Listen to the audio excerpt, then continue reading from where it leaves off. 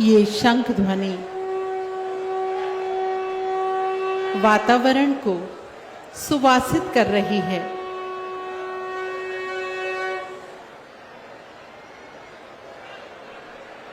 Facility यहाँ पे दी गई।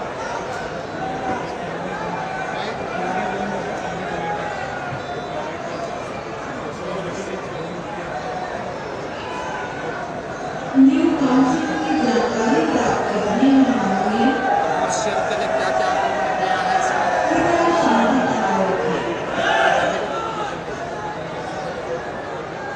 कोई मास्टर प्लान इसका तैयार किया, प्लानिंग करनी है इसको।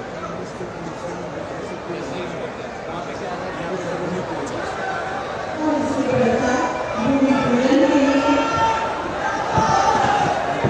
सभी सम्मानित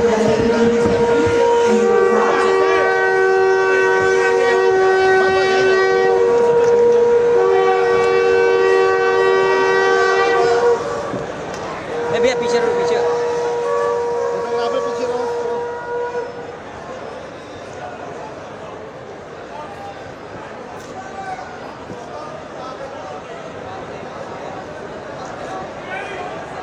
धैर्य और शांति बनाए रखें। उचित अनुमति होगी जब मंच पर आकर माननीय आपका अभिवादन स्वीकार करेंगे।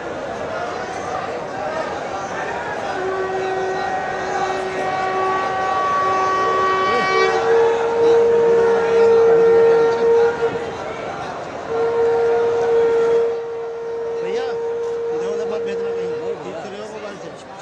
इसके पीछे रहो। तुम्हीं लोग गड़बड़ करते हो बाद में।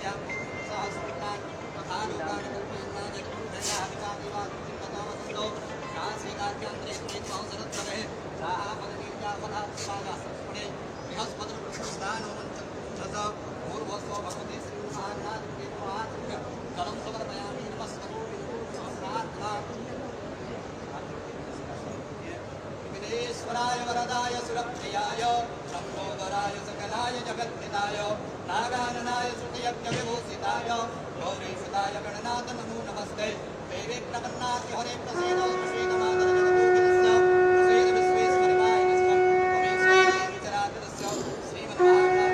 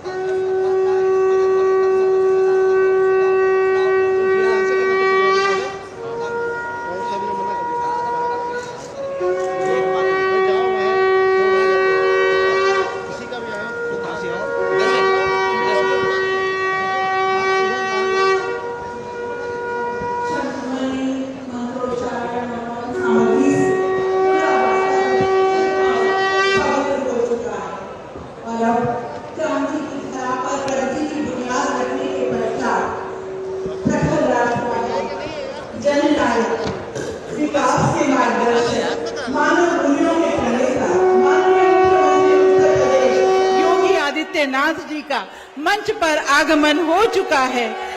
तालियों के जय घोष के साथ अभिनंदन कीजिए इस महान व्यक्तित्व का, जिनके भागीरथ प्रयासों से समूचा उत्तर प्रदेश विकास की गंगा में गोते लगा रहा है। तालियों का जय घोष जोरदार होना चाहिए अभिनंदन में और स्वागत में। और अब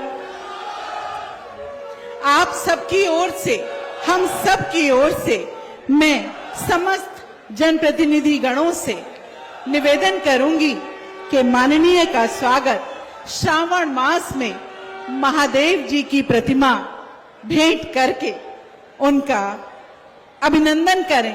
हम सब की ओर से श्रावण मास महादेव की प्रतिमा भेंट की जा रही है। इसी क्रम में मैं डॉक्टर सोमेंद्र तोमर जी, माननीय राज्य मंत्री ऊर्जा, आपसे हल भेंट करेंगे माननीय मुख्यमंत्री जी को।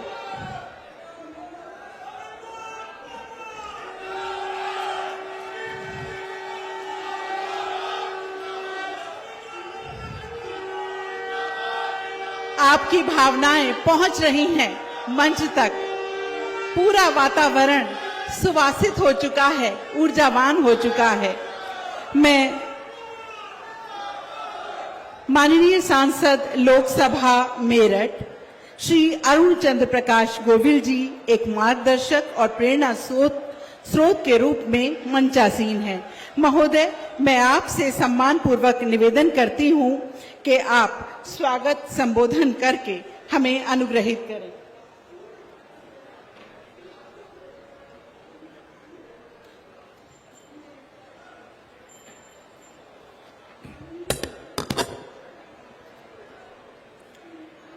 जय श्री राम। मंच पर आसीन माननीय हमारे आदरणीय परम आदरणीय मुख्यमंत्री जी और सभी सम्मानित मंच, माननीय मुख्यमंत्री जी के यशस्वी नेतृत्व में उत्तर प्रदेश ने विकास की नई ऊंचाइयों को छुआ है। यह हमारे लिए अत्यंत गौरव का विषय है कि सभी क्षेत्रों में जो उन्नति हुई है, चाहे वो सड़क हो, बिजली हो या कानून व्यवस्था, हर क्षेत्र में अभूतपूर्व सुधार हुआ है। माननीय, आज आपके कर कमलों से प्रदेश की पहली इंटीग्रेटेड टाउनशिप का भूमि पूजन हो रहा है। ये टाउनशिप हमारे मेरठ को नई विकास की गति देगा और इसे एक आधुनिक शहर बनाने में, विकसित करने में सहायक होगा। माननीय, पिछली बार जब मुझे आपकी उपस्थिति में बोलने का मौका मिला था तो मैंने अपने शहर की कुछ समस्याएं आपके सामने रखी थी, पर आज समस्याएं सामने नहीं रखूंगा। आज मैं विकास के लिए कुछ बातें करूंगा। हमारी भारतीय परंपरा में अपने अभिभावकों यानी गार्जियंस और संतों से आशीर्वाद लेने का एक हमारी परंपरा रही है।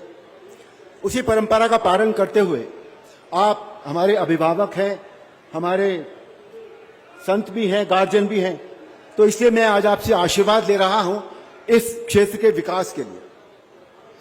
पहला आशीर्वाद मुझे चाहिए, मेरठ की connectivity rapid rail, express way और मेट्रो रेल से इतनी ज्यादा बढ़ गई है, अच्छी हो गई है।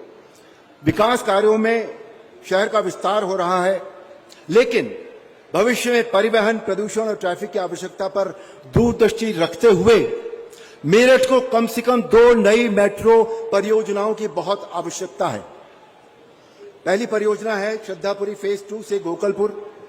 ये कॉरिडोर बेगमपुर, बच्चा पार्क और हापुड़ अड्डा होते हुए श्रद्धापुरी फेज 2 और गोकुलपुर को जोड़ेगा और बेगमपुर स्टेशन पर नमो भारत कॉरिडोर से जुड़ जाएगा। दूसरी परियोजना है बागपत क्रॉसिंग से MIET स्कूल। ये कॉरिडोर बागपत क्रॉसिंग और MIT स्कूल को मेरठ सेंट्रल और मवाना चौक होते हुए जोड़ेगा। ये मेरठ सेंट्रल स्टेशन पर नमो भारत से जुड़ेगा। माननीय, दूसरा आशीर्वाद हमें ये चाहिए, यदि नमो भारत कॉरिडोर जो आज सराय काले खां से मोदीपुरम तक है, यदि उसका विस्तार हरिद्वार तक संपन्न हो जाए तो ये प्रदेश व देश के लिए एक महत्वपूर्ण कार्य होगा। ये विस्तार न केवल यात्रा का समय कम कर देगा, प्रदूषण कम करेगा, बल्कि मुजफ्फरनगर में प्रसिद्ध तीर्थ क्षेत्र शुक्रताल, हरिद्वार, हर की पौड़ी, मनसा देवी, चंडी देवी जैसे धार्मिक क्षेत्रों में आर्थिक विकास, पर्यटन और रोजगार को भी महत्वपूर्ण बढ़ावा देगा। महोदय, तीसरा आशीर्वाद हमें यह चाहिए कि रैपिड रेल के स्टेशनों के नामों का नामकरण होने वाला है। हमारी सबकी ये इच्छा है, क्षेत्र की पूरी इच्छा है कि जो यहाँ के स्वतंत्रता सेनानी हैं, समाज सुधारक हैं और खिलाड़ियों के नाम पर इन स्टेशनों के नाम रखे जाएं, जैसे कि माता देन वाल्मीकि, मंगल पांडे, धन सिंह कोतवाल जी, चौधरी चरण सिंह जी, कैलाश प्रकाश आदि। इन तीनों प्रोजेक्ट्स के लिए मैं हमारे हाउसिंग एंड अर्बन अफेयर्स के माननीय मंत्री जी श्री मनोहर लाल खट्टर जी से मैं मिला था और उन्होंने ये कहा कि इसमें प्रदेश की भागीदारी सुनिश्चित होनी चाहिए, प्रदेश की भागीदारी सुनिश्चित होनी चाहिए। इसके लिए मेरी आपसे प्रार्थना है कि आप इन तीनों प्रोजेक्ट्स के लिए हमें अपना आशीर्वाद दें ताकि इस क्षेत्र की हम प्रगति कर सकें। चौथा आशीर्वाद, माननीय, बहुत पुरानी बात है, लेकिन अभी 3 दिन पहले महाराष्ट्र जैसे छोटे प्रदेश में 4 हाईकोर्ट की बेंचें, चौथी बेंच भी घोषित हो गई। हमारे यहाँ हम एक बेंच के लिए आज तक प्रयत्न कर रहे हैं। हमें आपका नेतृत्व चाहिए, आपका आशीर्वाद चाहिए और आपकी कृपा चाहिए इसके लिए। और last but not the least, Meerut में गौवंश के लिए एक आधुनिक काउ सेंचुरी हमें चाहिए, जिसे एक ही स्थान पर गौवंशों के रहने के लिए, इलाज के लिए डॉक्टर आदि की व्यवस्था हो, देखभाल करने वाले डॉक्टर और सारा स्टाफ, उसके निवास स्थान भी उसी सेंचुरी में होने चाहिए, जिससे गौवंशों की संपूर्ण देखभाल हो सके। माननीय, आज के लिए बस इतना ही।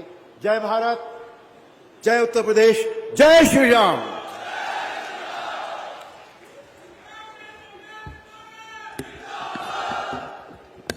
धन्यवाद आदरणीय। माननीय मुख्यमंत्री जी के नेतृत्व में मेरठ के विकास की गति में निरंतर वृद्धि हो रही है और इस उन्नति को गति प्रदान करने वाले माननीय ऊर्जा राज्य मंत्री डॉक्टर सोमेंद्र तोमर जी यहाँ विराजमान हैं। बहुत ही सम्मान के साथ महोदय आपको उद्बोधन के लिए आमंत्रित करती हूँ।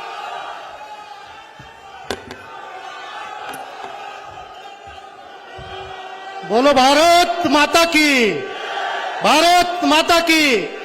देखिए, यह मेरठ की क्रांतिकारी भूमि है और जो पूज्य योगी आदित्यनाथ जी के आशीर्वाद से खेल नगरी के रूप में भी स्थापित हुई है और महाराज जी का आशीर्वाद 2017 के बाद लगातार मेरठ को मिल रहा है। तो महाराज जी यहाँ पर आए हैं, एक बार खड़े होकर जोरदार तालियों के साथ बोलो योगी आदित्यनाथ, योगी आदित्यनाथ।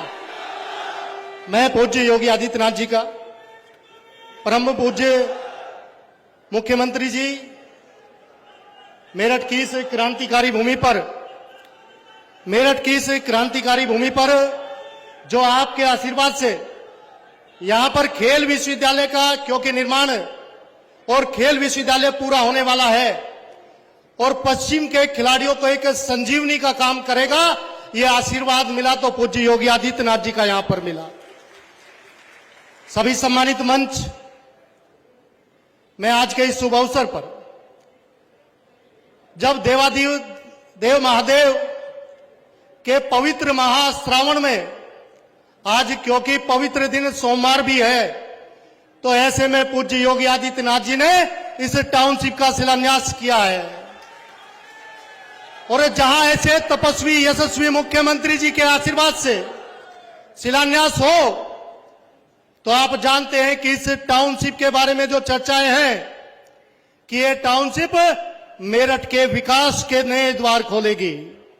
यहां पर इंडस्ट्रियल, रेजिडेंशियल और कॉमर्शियल सभी सुविधाओं के साथ जो ये टाउनशिप शुरू की गई है। माननीय मुख्यमंत्री जी, आपने लगातार 2017 के बाद हम लोगों ने जो भी निवेदन आपसे किया, हम लोगों ने खेल विश्वविद्यालय की मांग की तो आपने खेल विश्वविद्यालय दिया, हम लोगों ने इनर रिंग रोड के लिए कहा तो आपने उस पर भी अपने प्रस्ताव पर उसे प्रायोरिटी पर रखा। ये टाउनशिप एक नए मेरठ को निर्माण करने में एक महत्वपूर्ण भूमिका निभाएगी। महाराज जी, आपका आशीर्वाद लगातार मेरठ को मिल रहा है, नहीं तो ये वही मेरठ है जो पूर्ववर्ती सरकारों ने क्राइम कैपिटल के रूप में स्थापित कर दिया था। लेकिन आज यहां का नौजवान आज रोजगार के अवसर देखता है। यहां पर आज मेरठ तेजी के साथ आगे बढ़ रहा है। मैं तो महाराज जी यही आपसे आग्रह करूंगा कि जिस तरह का आशीर्वाद आपका इस तरह से मिलता रहा है, भविष्य में भी मेरठ को प्रायोरिटी पर रखकर, क्योंकि आपका आशीर्वाद हमेशा मिलता है। मैंने चुनाव से पहले आपसे इंटर कॉलेज के लिए कहा तो आपने वो भी मुझे दिया, डिग्री कॉलेज के लिए कहा तो डिग्री कॉलेज भी आपने दिया। महाराज जी, आपका आशीर्वाद इसी तरह से बना रहे। मैं आपका हृदय की गहराइयों से मेरठ दक्षिण विधानसभा में और मेरठ की इस क्रांतिकारी भूमि में आपका स्वागत करता हूं। जय हिंद, जय भारत, ओम जय श्री राम।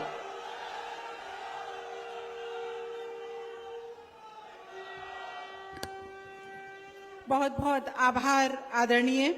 और अब विभिन्न कल्याणकारी योजनाओं के लाभार्थियों को माननीय मुख्यमंत्री जी के करकमलों से प्रशस्ति पत्र, चेक प्रदान किए जाने हैं। मैं यहाँ पर सर्वप्रथम मुख्यमंत्री आवास योजना के अंतर्गत जो लोन प्रदान किया गया 1,20,000 का 24-25 में, तो उसके गृह प्रवेश की चाबी प्राप्त करने के लिए बुला रही हूं सुश्री सोनी को।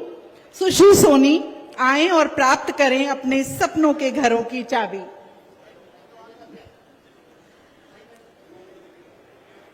सुश्री सोनी को ये चाबी प्रदान की गई है, तालियां बजनी चाहिए जोरदार। और अब सुश्री पायल, आपको भी मुख्यमंत्री आवास योजना के अंतर्गत गृह प्रवेश की चाबी प्रदान की जा रही है। राष्ट्रीय ग्रामीण आजीविका मिशन से दीपमाला को बुला रही हूं। इन्हें 7,44,00,000 कैश क्रेडिट लिंकेज के अंतर्गत 496 समूह का प्रतिनिधित्व कर रही हैं। प्रति समूह 1.5 लाख धनराशि प्रदान की गई। अगला नाम सुश्री नीतू, आपको 5,62,50,000 का चेक कम्युनिटी इन्वेस्टमेंट फंड के अंतर्गत प्रदान किया गया। और अगला जो मैं नाम बोल रही हूं वो उद्यमिता विभाग से सुश्री अंजलि शाक्य, आपको 5 लाख का लोन। और सुश्री आरती, इनको 2.5 लाख धनराशि का ऋण स्वीकृति पत्र। स्वाति आर्या, आपको 5 लाख धनराशि का। और अब मैं बुला रही हूं कृषि विभाग रमेश चंद्र को उत्कृष्ट कार्य करने के लिए, खेती करने के लिए, जैविक खेती करने के लिए ये प्रशस्ति पत्र। और आयुष्मान कार्ड के लिए श्री पवन कुमार और सुश्री बाला। पवन कुमार जी के बाद सुश्री बाला।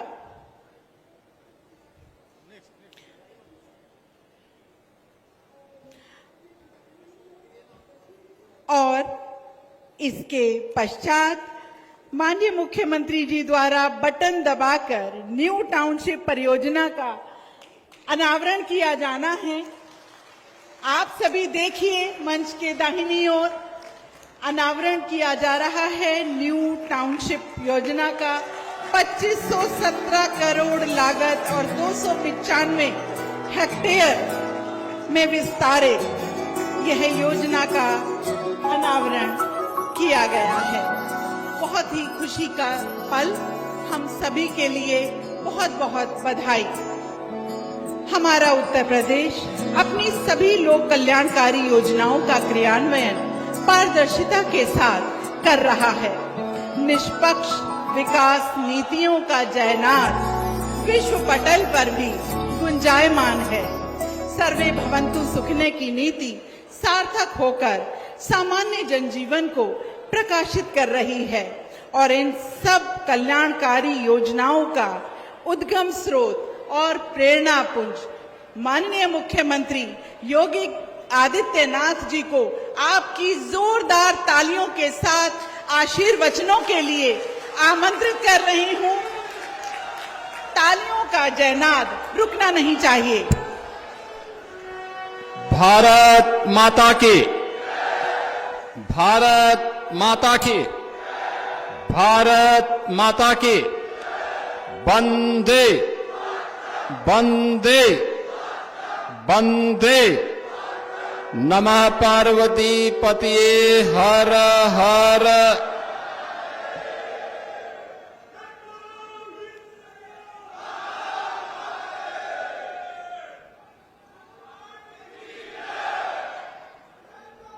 मेरठ के अंदर इंटीग्रेटेड न्यू टाउनशिप के आज के शुभारंभ कार्यक्रम में मंच पर उपस्थित इस क्षेत्र के लोकप्रिय विधायक और उत्तर प्रदेश सरकार में मंत्रिमंडल के मेरे सहयोगी श्री सोमेंद्र तोमर जी, उत्तर प्रदेश सरकार में पीडब्ल्यूडी के राज्य मंत्री कुंवर ब्रजेश सिंह जी, लोकप्रिय सांसद श्री अरुण गोविल जी, राज्यसभा के माननीय सांसद डॉक्टर लक्ष्मीकांत वाजपेयी जी, माननीय सांसद श्री राजकुमार सांगवान जी, आज के इस कार्यक्रम में उपस्थित जिला पंचायत अध्यक्ष श्री गौरव चौधरी जी, महापौर हरिकांत अहलुवालिया जी, भारतीय जनता पार्टी के क्षेत्रीय अध्यक्ष श्री सत्येंद्र सिसोदिया जी, विधान परिषद के सदस्य श्री अश्वनी त्यागी जी, श्री चंद शर्मा जी, धर्मेंद्र भारद्वाज जी, माननीय विधायक अमित अग्रवाल जी, माननीय विधायक गुलाम मोहम्मद जी, जिला अध्यक्ष शिव कुमार राणा जी, महानगर अध्यक्ष विवेक रस्तोगी जी, आज के इस कार्यक्रम में उपस्थित इस क्षेत्र के सभी सम्मानित नागरिकों, बहनों और भाइयों, आज सावन मास का अंतिम सोमवार है। बाबा ओगढ़नाथ के श्री चरणों में नमन करते हुए इस न्यू इंटीग्रेटेड टाउनशिप स्कीम के लिए मैं आप सबको हृदय से बधाई देता हूं। बहनों और भाइयों, प्रदेश के अंदर आदरणीय प्रधानमंत्री जी के विजन के अनुरूप इंटीग्रेटेड टाउनशिप स्कीम को आगे बढ़ाने के क्रम में एनसीआर की ये दूसरी ऐसी परियोजना है जिसे आज यहां पर शुरू किया जा रहा है। याद रखना, जब भारतीय देश के यशस्वी प्रधानमंत्री जी ने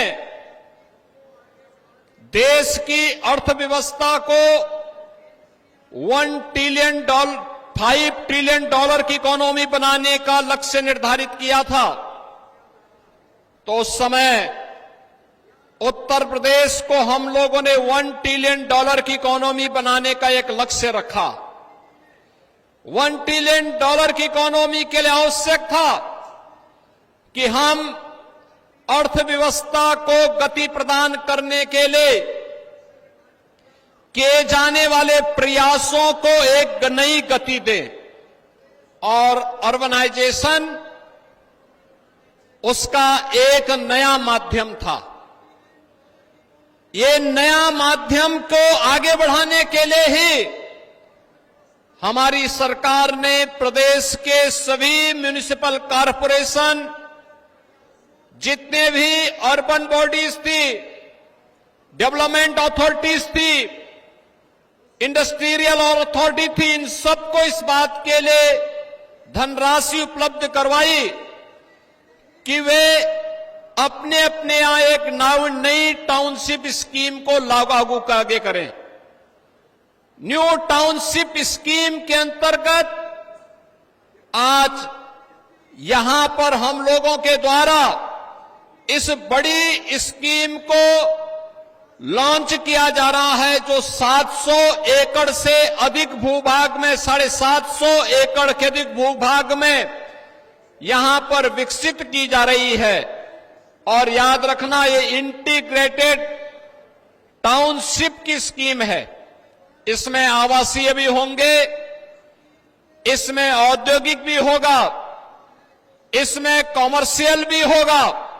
एक नया मेरठ आपको यहां पर देखने को मिलेगा। सही, सस्ता और टिकाऊ मकान की सुविधा इस टाउनशिप स्कीम के माध्यम से एनसीआर के नागरिकों को यहां मेरठ के अंदर प्राप्त होगा। आपने लोकेशन देखा होगा, रैपिड रेल से सटी हुई ये जमीन। आज मेरठ, याद करिए, ये वही मेरठ था जिसकी पहचान कभी सोतीगंज के चोरी के बाजार से होती थी। ये वही मेरठ है, लेकिन आज सोतीगंज अपने आकाओं के साथ ही सोता हुआ चला गया। आज सोतीगंज समाप्त, अब मेरठ की पहचान हो रही है 12 लेन के एक्सप्रेस हाईवे के साथ। आज मेरठ की पहचान हो रही है रैपिड रेल के साथ। देश की पहली रैपिड रेल है, और रैपिड रेल को हम मेट्रो के साथ भी मेरठ के अंदर जोड़ने जा रहे हैं। प्रदेश की पहली स्पोर्ट्स यूनिवर्सिटी मेजर ध्यानचंद के नाम पर इसी मेरठ में स्थापित हो रही है।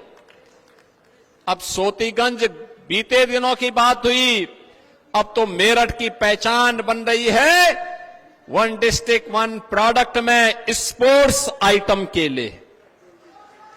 देश और दुनिया के अंदर कोई भी खिलाड़ी जब खेलता है तो स्पोर्ट्स का जो भी आइटम उसके पास होगा, वह कहीं ना कहीं से मेरठ से जरूर बनी होगी, मेरठ का उसके साथ जुड़ाव जरूर होगा। यह मेरठ की नई पहचान बन रही है और मेरठ की इसी पहचान को आगे बढ़ाने के लिए मेरठ से प्रयागराज के बीच देश का सबसे बड़ा एक्सप्रेसवे का निर्माण वर्तमान में चल रहा है। आज मेरठ के अंदर यह भी साकार हो रहा है। लोग कहते थे क्या एक्सप्रेसवे बन जाएगा? हम तो इस साल के अंत में एक्सप्रेसवे का लोकार्पण भी करवाने जा रहे हैं। यहां से लखनऊ की दूरी मात्र 6 घंटे के अंदर आप पूरे करेंगे और एक्सप्रेसवे को मेरठ से हरिद्वार तक पहुंचाने की कार्रवाई को भी हम लोग सर्वे कार्य हमने प्रारंभ कर दिया है। बहनों और भाइयों, मेरठ को आज एक नई पहचान दिलाई जा रही है। मेरठ के अंदर हम लोगों ने इनर रिंग रोड के निर्माण के कार्यक्रम को भी हम लोग आज अपनी स्वीकृति दे रहे हैं। इस कार्यक्रम के तत्काल बाद हम एक बैठक करने जा रहे हैं, बड़ी बैठक। इनर रिंग रोड मेरठ की बनेगी जो मेरठ को नई पहचान दिलाएगी विकास की। यहां पर इंटीग्रेटेड टाउनशिप के साथ साथ ये टाउनशिप ही लगभग 2,500 करोड़ की है।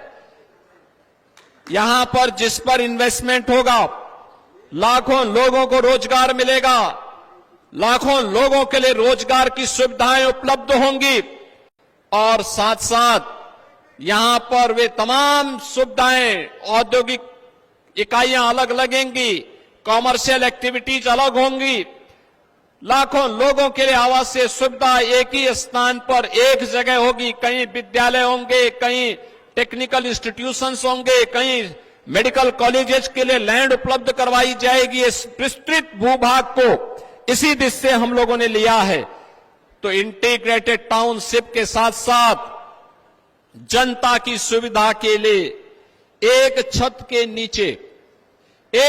के नीचे मंडलीय कार्यालय आ जाए, मंडलायुक्त भी वहां बैठेंगे, मंडलीय स्तर के सभी अधिकारी एक छत के नीचे बैठ करके जनता की समस्या का समाधान करेंगे।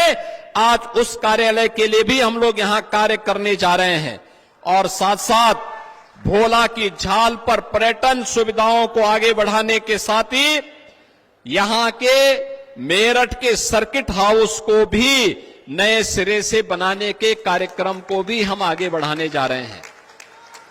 बहनों और भाइयों, ये नया भारत है और नए भारत का नया उत्तर प्रदेश भी, जिसमें माफिया और अपराधी के लिए कोई जगह नहीं। जो उत्तर प्रदेश आज अपनी विरासत और विकास की यात्रा के लिए जाना जाता है, ये मेरठ है, क्रांति की धरा है। बाबा ओगड़नाथ की कृपा से 1857 में देश की आजादी का प्रथम बिगुल भोज यहां पर फूंकने का काम धन सिंह कोतवाल जी के नेतृत्व में इसी धरा ने प्रारंभ किया था। याद करिए यहां के क्रांतिकारियों के बलिदान को। जो लोग जाति के नाम पर बांट करके सामाजिक ताने बाने को छिन्न भिन्न कर रहे हैं, ये सब समाज के दुश्मन हैं। ये लोग दीमक की तरह समाज को खोखला कर रहे हैं। इनसे सावधान रहने की आवश्यकता है। याद रखना, आज ये विकास इसलिए हो पा रहा है क्योंकि डबल इंजन की सरकार राष्ट्रवाद के मुद्दे पर बड़ी प्रतिबद्धता के साथ बिना भेदभाव के एक और शासन की योजना का लाभ प्रधानमंत्री मोदी जी के विजन के अनुरूप सबका साथ, सबके विकास के भाव के साथ आगे बढ़ाने का कार्य कर रही है। तो दूसरी ओर इंफ्रास्ट्रक्चर के आधुनिक विकास के कार्यक्रम के साथ आपके शहर को, आपके जनपद को प्रदेश और देश की राजधानी के साथ जोड़ने का कार्य कर रही है। क्या मेट्रो हो, क्या रैपिड रेल हो, क्या या एक्सप्रेसवे हाईवे हो, मेरठ अकेले 2-2, 3-3 एक्सप्रेसवे के साथ जुड़ चुका है। आज से 10 साल पहले कोई कल्पना करता था? 8 साल पहले कोई कल्पना करता था कि ऐसा होगा? 8 साल पहले दंगों की आग में क्षेत्र झुलसता था। ये जो दंगों को प्रश्रय देने वाले लोग हैं, यही जातिवाद को भी भड़का करके आपकी एकता को खंडित करके फिर से विकास को ग्रहण लगाना चाहते हैं। ये वही लोग हैं जो पहले स्वयं तो अपने बच्चों को विदेशों में पढ़ाते थे, और जब गरीब के बच्चे के लिए सुविधा उपलब्ध होती है तो इनको बुरा लगता है। ये आज भी चाहते हैं कि भैंसा गाड़ी से ही आप यात्रा करें। ये डबल इंजन की सरकार है, आपको रैपिड रेल की सवारी करा रही है। बुलेट ट्रेन की तर्ज पर विकास की रफ्तार को भी उसी तर्ज पर आगे बढ़ाना चाहती है। और इसीलिए जब सरकार कार्य करती है तो उसके परिणाम भी आते हैं। हमारी सरकार ने तय किया है, जीरो टॉलरेंस की नीति के तहत सरकार कार्य कर रही है। अपराध और अपराधियों के प्रति सरकार की जीरो टॉलरेंस की नीति कार्य कर रही है। मैं पूछना चाहता हूं कांग्रेस से, मैं पूछना चाहता हूं समाजवादी पार्टी से, जो देश की संवैधानिक संस्थाओं पर उंगली उठा रहे हैं, मैं उनसे पूछना चाहता हूं, क्या उन्होंने कभी अपने अंतःकरण में देखने का और झांकने का प्रयास किया? जब अपने स्वार्थ के लिए इन्होंने आतंकी घटनाओं को अंजाम देने और उस पर कोई कार्रवाई नहीं की थी। याद करिए मालेगांव की घटना को, कैसे उस समय निर्दोष हिंदुओं को फंसा करके देश के शीर्ष राष्ट्रवादी नेतृत्व को फंसाने की कुत्सित चेष्टा होकर के देश के अंदर आतंकवाद का नग्न तांडव करने का कुत्सित प्रयास कांग्रेस नेतृत्व की सरकार कर रही थी। कैसे कांग्रेस बेशर्मी के साथ इस कार्य को कर रही थी? पूछा जाना चाहिए कांग्रेस के लोगों को कि मालेगांव के मुद्दे पर कब कांग्रेस, जो पाप इन्होंने उस समय किया था, अपने इस पाप के लिए कांग्रेस पार्टी देशवासियों से कब माफी मांगेगी? कब वह एक और संवैधानिक संस्थाओं को गड्ढे में खड़ा करने का प्रयास करती है, और दूसरी तरफ आतंकवाद के प्रति पूरी सॉफ्ट कॉर्नर रख करके उनके बचाव के लिए अनेक रणनीति तैयार करती है, और तीसरी ओर समाज को जाति के नाम पर, क्षेत्र के नाम पर और भाषा के नाम पर बांटने की भी बेशर्मी कर रही है। बहनों और भाइयों, हम सबको इस बारे में ध्यान रखना होगा। जिन कारणों से इस देश के बलिदानियों को अपनी शहादत देनी पड़ी थी, उन महान क्रांतिकारियों की क्रांति धरा है मेरठ, उनका बलिदान व्यर्थ नहीं जाना चाहिए। उन्होंने देश की स्वाधीनता के लिए अपना बलिदान दिया था। उन्होंने अपने आप को बलिदान इसलिए नहीं किया था कि देश को आजादी मिले, और आजादी के बाद हम जातीय सेनाएं खड़ी करके आपस में ही लड़ भिड़ करके फिर से देश को गुलामी की तरफ धकेले, दंगों की आग में झोंके, सोतीगंज जैसे चोर के बाजार को फिर से पनपाने का काम करें। यह तो समाजवादी पार्टी और कांग्रेस को ही मुबारक है। वे दंगा भी कराते हैं, सोतीगंज के अपराधियों को भी चरण वंदना करते हैं, उनको पनपाते भी हैं, हर माफिया और हर गुंडे को प्रश्रय देते हैं। यही तो अंतर है। भारतीय जनता पार्टी की डबल इंजन सरकार बनी, वन डिस्ट्रिक्ट वन प्रोडक्ट में मेरठ ने स्पोर्ट्स आइटम के माध्यम से अपनी पहचान बनाई, और समाजवादी पार्टी की सरकार के समय वन डिस्ट्रिक्ट वन माफिया में सोतीगंज ने भी अपना स्थान बनाया था।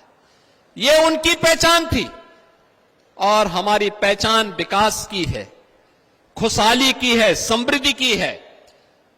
ये वन डिस्ट्रिक्ट वन प्रोडक्ट की योजना ही आज प्रधानमंत्री जी के वोकल फॉर लोकल के अभियान को, आत्मनिर्भरता के अभियान को आगे बढ़ाने का कार्यक्रम है। प्रधानमंत्री जी ने अभी 2 अगस्त को देशवासियों का आह्वान किया है। हमें वर्तमान की चुनौती से जूझने के लिए स्वदेशी को अपनाना होगा। याद करना, पर्व और त्योहार आ रहे हैं। रक्षाबंधन 9 को आएगा। हमारी सरकार ने तय किया है 8, 9 और 10 अगस्त को उत्तर प्रदेश परिवहन निगम और नगर विकास के अंदर नगर की सेवाओं को, बस सेवाओं को हम बहनों के लिए फ्री में यातायात के लिए छोड़ेंगे। तीनों दिन फ्री में उनको यातायात की सुविधा उपलब्ध करवाएंगे। उत्तर प्रदेश के अंदर बिजनौर से बलिया तक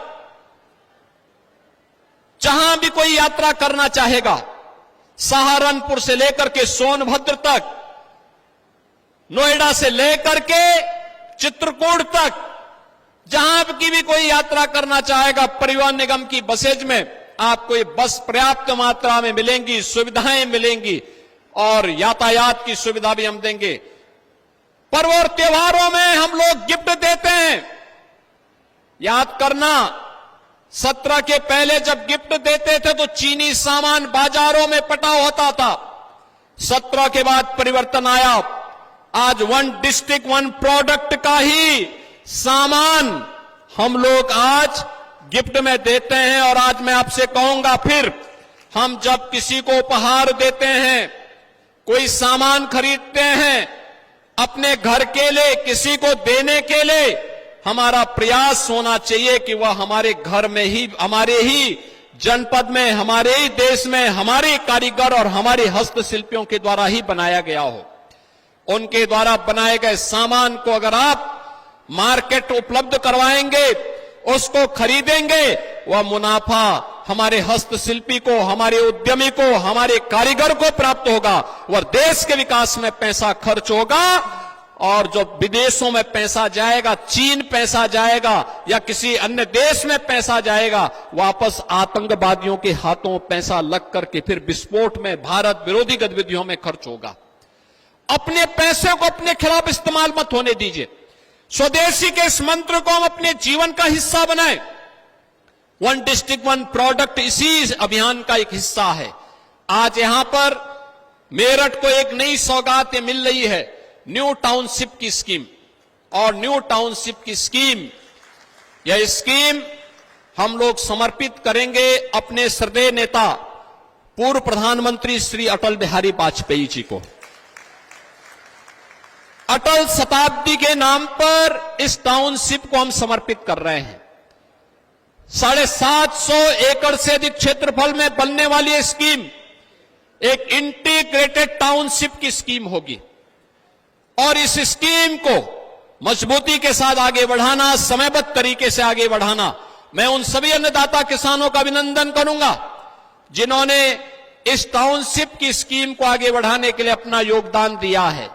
और वे लोग इस स्कीम को आगे बढ़ा करके श्रद्धेय अटल बिहारी वाजपेयी जी का स्मरण उनके शताब्दी महोत्सव के अवसर पर कर रहे हैं। आज के इस अवसर पर एक बार फिर से आप सबको रक्षाबंधन, श्री कृष्ण जन्माष्टमी के साथ ही देश की आजादी के पर्व, देश के स्वाधीनता दिवस की हृदय से बधाई और मंगलमय शुभकामनाएं आप सबके प्रति व्यक्त करते हुए मैं अपनी वाणी को विराम देता हूं। धन्यवाद। जय हिंद।